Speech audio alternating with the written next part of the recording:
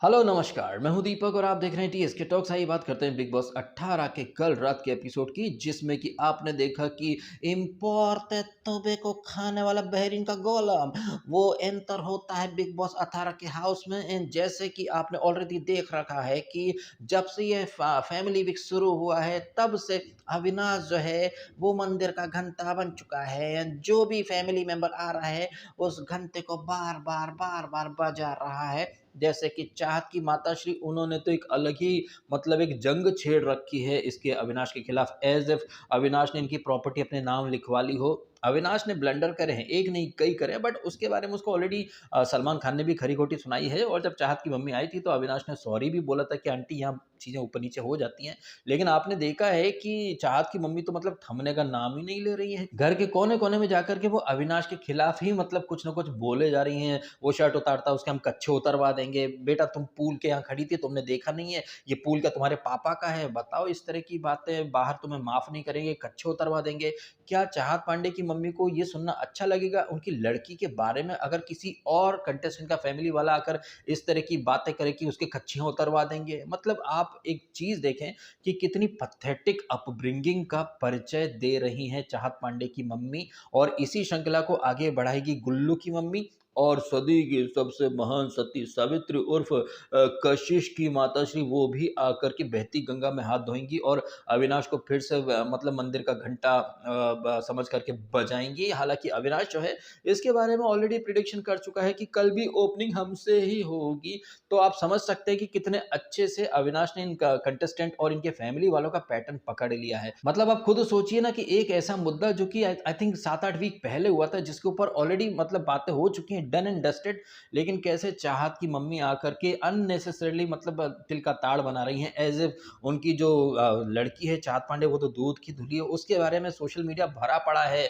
कोई सेट पर शूटिंग पर आया करता था बॉयफ्रेंड टाइप का बिजनेसमैन, जिसके बारे में अविनाश ने भी बोला। और ये चाहत पांडे जो नेशनल टीवी पर बड़ी संस्कारी बन रही हैं, माताश्री के पैर दबा रही हैं, ये सिर्फ ढोंग है और कुछ नहीं है। क्योंकि क्या है कि इन्होंने ग्रैंड प्रीमियर में बड़ी बड़ी बातें करी थी कि मैं तो मेरी मम्मी की लाडली हूँ, मैं तो मेरी मम्मी की आज्ञा मानती हूँ, ऐसा वैसा। अब वैसे तो ये बहुत ही पर्सनल वाला एक मैटर है और हमारा कोई हक नहीं बनता, बट अब चूंकि ये लड़की एक पब्लिक प्लेटफॉर्म पे है, वहां पर वो मम्मी की आज्ञाकारी सुपुत्री होने का ढोंग कर रही है। But at the same time mummy जिस रिलेशनशिप के अगेंस्ट है, उस रिलेशनशिप में किसी लड़के के साथ वो है, उससे गिफ्ट वगैरह आदान प्रदान वगैरह सब करती है। तो ये कौन सी आज्ञाकारी सुपुत्री होने की निशानी है? आपकी मम्मी आपसे कह रही है कि आप किसी अंधे के साथ इसको बांध दोगे तो ये लड़की चली जाएगी, बट आप तो मुंबई में कुछ अलग ही रिलेशनशिप में हो। तो ये ढोंग नहीं तो और क्या है भाई? और उनकी मम्मी जो कल के एक दिन पहले के एपिसोड में डींगे हाँ करी थी कि हमारी बिटिया तो गाय है, हम तो जिस भी खूंटे से बांध देंगे, हमारी बिटिया उफ तक नहीं करेगी। अच्छा, क्या बात है।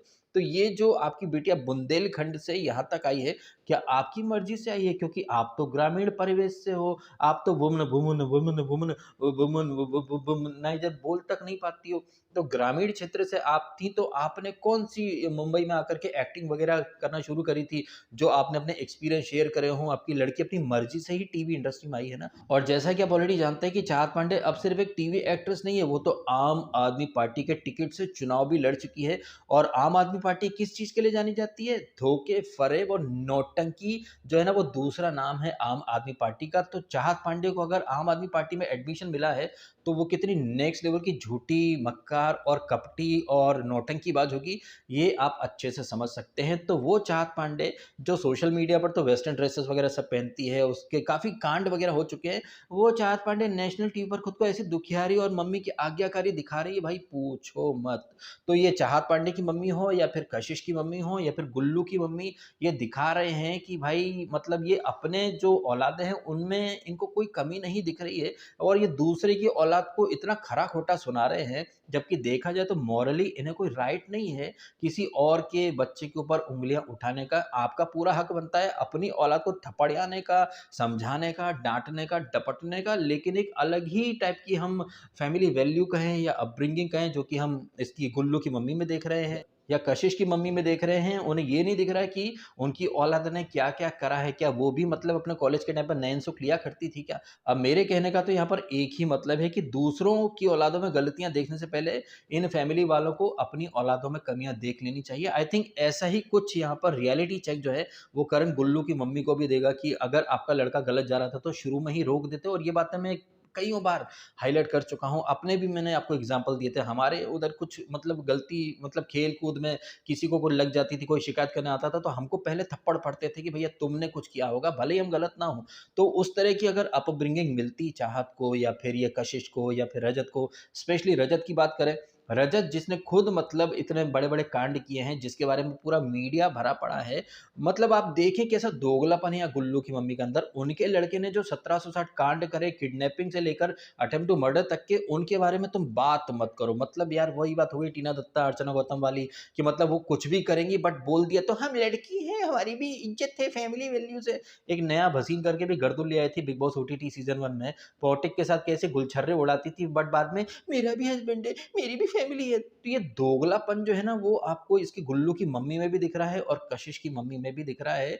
दूसरों की औलादों को मतलब ऐसे डाँट रहे हैं, आपका कोई हक नहीं बनता है। आपका हक बनता है अपनी औलाद के ऊपर। और जैसा कि मैंने ऑलरेडी कहा कि अगर रोल रिवर्स कर दें किसी और, जैसे कि अविनाश की मम्मी अगर चाहत के बारे में इतना कुछ बोलती तो क्या चाहत की मम्मी को पसंद आता? नहीं आता ना।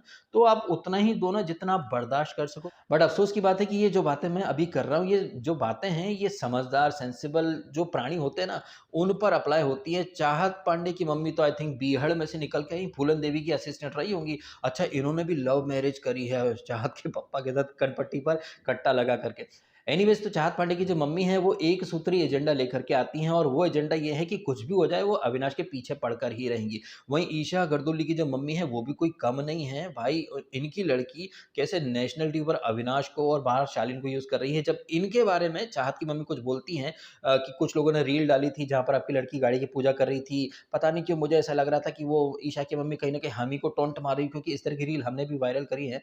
ख़ैर वहाँ पर ईशा और ईशा की मम्मी कितना नेक्स्ट लेवल का झूठ बोलते हैं कि भैया हमारी लड़की के पास इतना फोकट का टाइम थोड़ी है कि शालीन के साथ बात करते रहिए, इतना वीडियो कॉल करें। भई सबको पता है कि ईशा तुम ही हो जिसने शालीन के साथ काम करा है। शालीन की ज़िंदगी में और कितनी ईशा हैं। अगर और भी कई सारी ईशा हैं तो वो सारी ईशा एयरपोर्ट पर छोड़ने तो नहीं आई होंगी ना। और अगर पूरी जो तुम्हारे जो बेकाबू की जो टीम थी, वो अगर इसके गाड़ी लेते समय आई थी, तो क्या एयरपोर्ट पर भी पूरी टीम आई थी क्या? तो मतलब कैसे नेशनल टीवी पर ईशा और इविल ईशा सिंह की मम्मी दोनों मिलकर के पब्लिक को बेवकूफ़ बना रहे हैं। इसी दौरान एंट्री हो जाती है अविनाश की माताश्री की, वो भी काफ़ी सेंसिबल तरीके से सबको मिलती हैं, और फाइनली यहाँ पर वो अपने लड़के को कहीं न कहीं एक आईना दिखाती हैं। अदरवाइज़ जब वो पहले बार आई थी, तब तो हमारा लौंडा शो को इंटरेस्टिंग बना रहा है, जो पटना से गया हमारा लौंडा शो को इंटरेस्टिंग बना रहा है। शो को ऐसा इंटरेस्टिंग बनाया उसने कि भाई मंदिर का घंटा बन चुका है, या आपका लौंडा शो इंटरेस्टिंग बनाने के चक्कर में कैसे कभी वुमनाइज़र बन गया है, कभी ठरकुल्ला बन गया है, कभी लड़कीबाज बन गया है। आई डोंट थिंक कि इस तरह के जो टैग हैं वो अविनाश की मम्मी को पसंद आएँगे। बट अगर उसी समय गलत बोल जाती कि अविनाश तुम बहुत टू मच कर रहे हो, तो शायद नौबत यहाँ तक नहीं पहुँचती। अब यहाँ पर वही बात निकल कर के आती है जो केवी गुल्लू की मम्मी को समझा रहा है, जो बात बार-बार मैं हाइलाइट करता रहता हूँ। अगर अविनाश की मम्मी ने उस एपिसोड में आकर के अविनाश को झाड़ दिया होता कि अविनाश चाहे कुछ भी हो, उस लड़की ने तुम पर पानी फेंका था, लेकिन तुमको उस लड़की के कैरेक्टर पर नहीं जाना था, लेकिन नहीं तब तो अपने लौंडे को ब्लाइंडली जस्टिफाई करा। अब आप नतीजा देखो कि चाहत की मम्मी पिल पड़ी इसके ऊपर और इसको ठरकुल्ला, वुमनाइज़र जैसे टैग मिल गए। तो ले दे कर के बात यही निकल कर के आती है कि अगर शुरू में ही इन चीज़ों पर काबू कर लिया जाता और पेरेंट्स अगर अपनी ज़िम्मेदारी अच्छे से निभाते, तो भाई साहब नौबत यहाँ तक नहीं आती। कल को अगर अविनाश अगर बचपन से बीड़ी सिगरेट पीता, तो क्या उसकी मम्मी उसे एनकरेज करती? नहीं करती ना। लेकिन यही तो पेरेंट्स का मतलब, ये पुत्र मोह इसे ना बोला जाए तो क्या बोला जाए? रजत की मम्मी ब्लाइंडली अपने लौंडे को जस्टिफाई कर रही है, कशिश की मम्मी ब्लाइंडली अपनी लड़की को जस्टिफाई कर रही है, ईशा की मम्मी ब्लाइंडली अपनी लड़की की लुक्खेपंती को जस्टिफाई कर रही है, डिफेंड कर रही है। भाई ये बहुत ही घटिया पेरेंटिंग का एग्ज़ाम्पल है भाई साहब। बट जो बातें अविनाश मिश्रा को वो पहले बार आकर के नहीं बता पाई थी, यहाँ पर अब आकर के उन्होंने कहीं न कहीं अविनाश को आईना दिखा दिया है कि आप भले ही दोस्त हो गए, लेकिन सेम बिस्तर पे सोते हो अच्छा नहीं लगता। भले ही कंबल अलग है बट समाज को तो मतलब बात करने का मौका मिल ही जाता है। आहा! आप देखिए भाई साहब, एक तरफ यहाँ पर इस तरह की बातें हो रही हैं, वहीं इसी एपिसोड में ये तमाम मम्मियों के बीच में अविनाश और ईशा जाकर के वॉशरूम एरिया में हग करने का मौका ढूँढ लेते हैं। भाई अगर ये दोस्ती है तो इतना हग-हग क्यों होता है? ये चीज़ मैं चुम और इस पर भी अप्लाई करूँगा करण के ऊपर। हालाँकि करण थोड़ा रोमांटिकली उसकी तरफ झुक रहा है, ये तो क्लियरली दिख भी रहा है। बट अविनाश और ईशा तो खुद को दोस्त बोलते हैं, एक लड़का-लड़की दोस्त है और इतना मतलब हार्मोन्स बुलबुला रहे हैं इनके क्या कि मतलब जहाँ टाइम मिलता है हग करने पहुँच जाते हैं। इनफैक्ट जब ये मम्मियाँ चली जाती हैं और अविनाश थोड़ा-सा कहीं न कहीं डिप्रेस्ड होता है, क्योंकि नौरान उर्फ बहरीन का गोलम इम्पोर्टेड टोबैको खाने वाला जो नौरान है, वो भी यहाँ पर अविनाश को ही कहीं न कहीं मंदिर का घंटा बनाता है और चाहत की मम्मी तो मतलब नेक्स्ट लेवल से उसको ज़लील करके गई ही हैं। तो अविनाश कहीं न कहीं थोड़ा-सा लोनली फ़ील करता है, तो ईशा क्या बोलती है, "do you need a hug? Do you need a hug?" अब इससे तो हमें एक ही चीज़ पता चलती है और वो चीज़ ये है कि हगने उर्फ बार-बार हग करने की जो बीमारी है, ये इविल ईशा सिंह को ज़्यादा है। अविनाश तो शायद इतना हग करे भी नहीं, लेकिन ये लड़की खुद आती है, हाथ पकड़ के लाती है, फिर हग करती है कोने-कोने में, फिर कोई उँगली उठाए तो हम तो दोस्त हैं, हम तो दोस्त हैं, हम तो दोस्त हैं।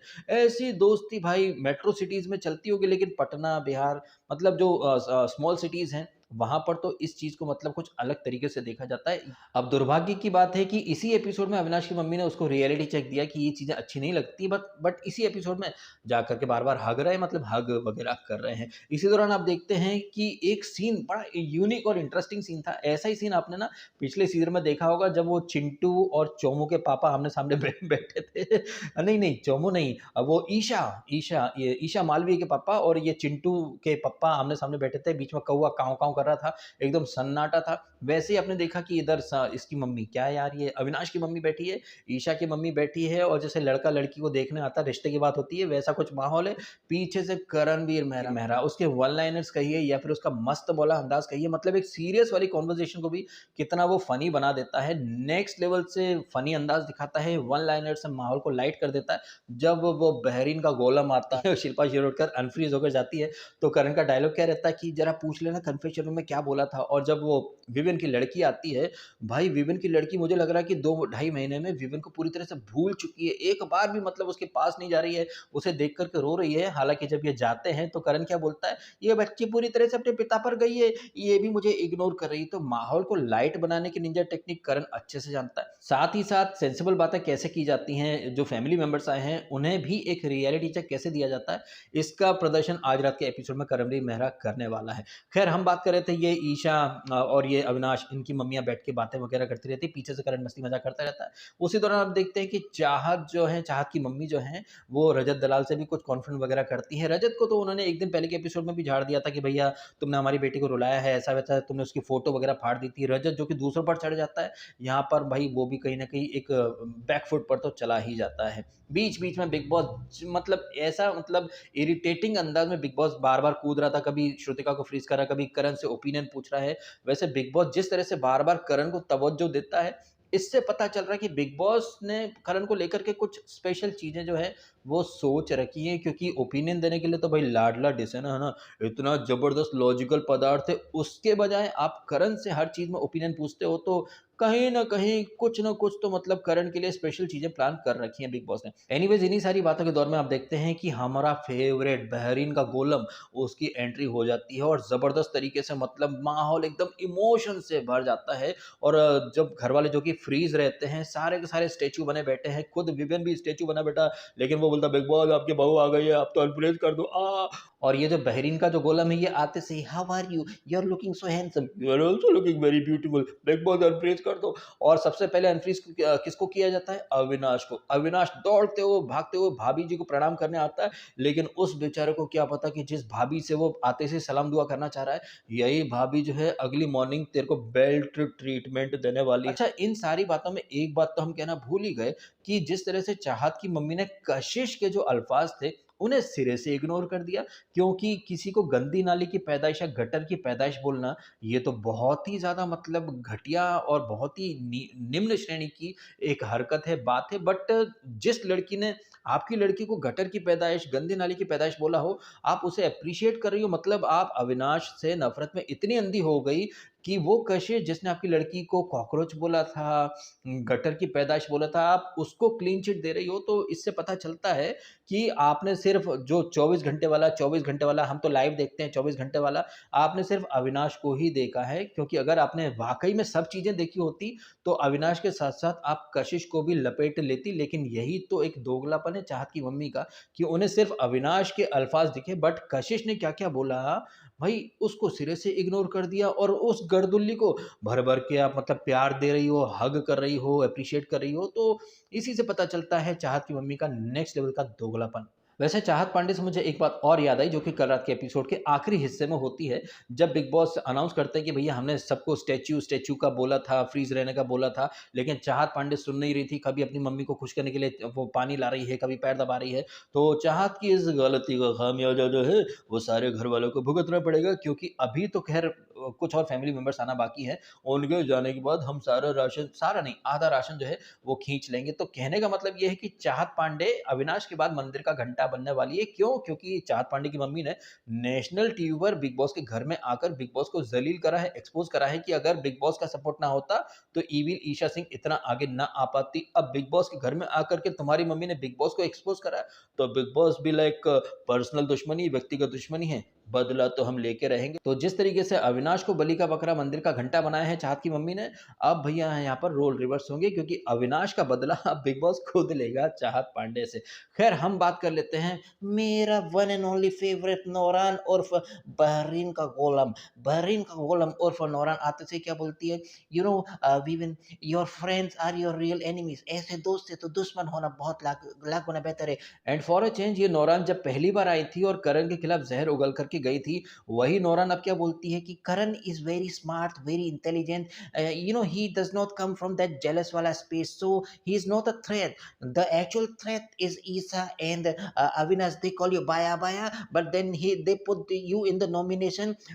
तो ऐसे दोस्तों से दुश्मन होना बहुत लाख गुना बेहतर है। फिर बाद में नौरान इससे करण से भी कहीं ना कहीं कुछ एक कॉन्फ्रेंट करने की कोशिश करती है। वहां पर करण के लॉजिक का कोई जवाब ही नहीं रहता, सो कॉल्ड लॉजिकल डिसना की वाइफ के पास। जिस तरह से ये बोलती है कि Avinash nominated him, why didn't you cut him of, और वहां पर ये अविनाश जो कि ऐसा तो काफी अच्छी इंग्लिश में बात करता है, बट नौरान के सामने वो भी फपला गया और थोड़ा हिंदी मिक्स इंग्लिश वगैरह में कुछ जैज दे। इसके पहले करण आकर के मोर्चा संभालता है, जब ये नौरान कहीं ना कहीं अविनाश को नेक्स्ट लेवल से नेगेटिव लाइट में दिखाने की कोशिश करती है। You called him Bhaiya, then you put him nomination, then you're still sitting with him and calling him Bhaiya, Bhaiya, Bhaiya. Why didn't you cut off your relations with Vivian? तो भाई करण आकर के जवाब देता है कि भाई ऐसा तो ये भी कर सकता था, इसने भी तो रिलेशनशिप कट ऑफ नहीं करे। और जब ये नौरन करण को बोलती है कि why didn't you come and give him suggestion और एडवाइस और कंप्लेंट, करण बोलता है मैं कंप्लेंट वाले और जेलस वाले स्पेस से आता ही नहीं हूँ, और ये एडवाइस लेने के लिए तैयार था क्या? करण ने कितनी बार एडवाइस दी है इसको, बट तब तो ये मैं रियलिटी शो का टेम्पलेट जानता हूँ, मैं लाडला हूँ, ये है वो है, मतलब खुद ये घमंड में था। बट एक बार भी इसके जो घमंड वाला जो बिहेवियर था, जो ईगो था, उसको तो भाई नौरान ने भी हाईलाइट नहीं करा। वो भी कहीं न कहीं बहती गंगा में हाथ धो रही हैं और अविनाश को ही मंदिर का घंटा समझ करके बजा रही हैं। जबकि देखा जाए तो ये जो गेम है, ये माइंड गेम है, यहाँ हर कोई अकेला आता है, अपने लिए खेलता है। ये जो रिश्ते के जो जैज़ होते हैं, ये सिर्फ़ 100 दिन का टाइम पास होता है। तो आपने ये कैसे मान लिया कि अविनाश जो है वो 24 घंटे विवेन के प्रति समर्पित रहेगा? ऐसा तो नहीं हो सकता ना। विवेन खुद मौका पड़ने पर अविनाश को ही नॉमिनेट करेगा। तो इस चीज़ को थोड़ा प्रैक्टिकल तरीके से लेना चाहिए। बट घर में अभी प्रैक्टिकल बंदा तो सिर्फ़ एक ही है, वो है करणवीर मेहरा। वो करणवीर मेहरा जिसको कि थोड़े टाइम पहले टॉन्ट मार के गई थी, अब वही आकर के करण को एप्रिशिएट कर रही है। तो करण मस्ट बी थिंकिंग कि यार मेरे हेटर मेरे फैन बन गए हैं, give me some new haters. और ऐसा नहीं कि ये बातें मैं हवा में कर रहा हूँ। आपने खुद ने देखा कि अविनाश जो कि डे 1 से करण से 36 का आंकड़ा लेकर के चलता था, अब वो करण के साथ ही उठता-बैठता है। इनका जो ब्रोमांस है, इनकी जो बॉन्डिंग है, इनफैक्ट जब ईशा की मम्मी के साथ ये अविनाश बैठा है, तो करण छेड़ रहा है, और जब उसकी चुम की मम्मी आएगी, तो अविनाश छेड़ेगा। तो मतलब इनका एक अलग ही लेवल पर आपको बॉन्डिंग, ब्रोमांस देखने को मिल रहा है। वहीं ईवी लीशा सिंह जो कि एक टाइम पर करण का कैरेक्टर असैसिनेट करने में लगी थी, बुड्ढा बोलती थी, टकला बोलती थी, अब वो भी कहीं न कहीं करण के साथ अच्छी एक बॉन्डिंग बना ही रही है। अच्छा, ये बुड्ढा टकला से मुझे याद आया कि ईशा और अविनाश करण को बुड्ढा बोलते थे, ठीक है।